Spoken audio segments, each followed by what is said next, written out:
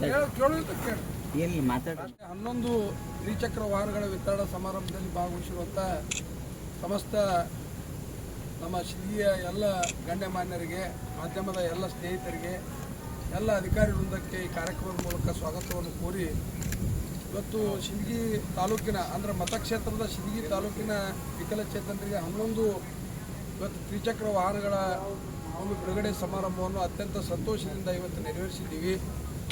ಸರ್ಕಾರದಲ್ಲಿ ಬರುವಂಥ ಪ್ರತಿಯೊಂದು ವಿಕಲಚೇತನರ ಸೌಲಭ್ಯಗಳನ್ನು ಇವತ್ತು ಶಿಲ್ಗಿ ಮತಕ್ಷೇತ್ರಕ್ಕೆ ತಂದು ಮುಟ್ಟಿಸಬೇಕು ಅನ್ನೋ ನಿಟ್ಟಿನಲ್ಲಿ ನಮ್ಮ ಸರ್ಕಾರ ಅತ್ಯಂತ ಬದ್ಧತೆಯಿಂದ ಮತ್ತು ಪ್ರಾಮಾಣಿಕತೆಯಿಂದ ಕೆಲಸ ಮಾಡ್ತಾ ಇದೆ. ವಿಕಲಚೇತನರಿಗೆ ಬರೀ ದ್ವಿಚಕ್ರ ವಾಹನ ಹಂಚುವುದು ಅಷ್ಟೇ ಅಲ್ಲ, ಅವರಿಗೆ ಬರುವಂಥ ಎಲ್ಲ ಸೌಲಭ್ಯಗಳನ್ನು ಇವತ್ತು ಅವರಿಗೆ ತಂದು ಮುಟ್ಟಿಸಬೇಕನ್ನುವ ಒಂದು ಪ್ರಾಮಾಣಿಕವಾದ ಪ್ರಯತ್ನ ನಾವು ಮಾಡ್ತಾ ಇದ್ದೀವಿ. ಇವತ್ತು 11 ಶಿಲ್ಗಿ ಮತ್ತು ತಾಲೂಕಿಗೆ ಆಗ್ಯಾವ. ಇನ್ನು ಮುಂದಿನ ವಾರದಲ್ಲಿ ಇನ್ನೂ 6 ಆಲ್ಮೇಲೆ ತಾಲೂಕಿಗೆ ಮಂಜೂರಾಗ್ಯಾವ. ಅವು ಸಹಿತ ನಿಮ್ಮೆಲ್ಲರ ಸಮ್ಮುಖದಲ್ಲಿ ಅವು ಮುಂದಿನ ವಾರ ಆ 6 ವಾಹನಗಳನ್ನು ಇವತ್ತು ವಿತರಣೆ ಮಾಡುವಂಥ ಕೆಲಸ ಮಾಡ್ತೀವಿ.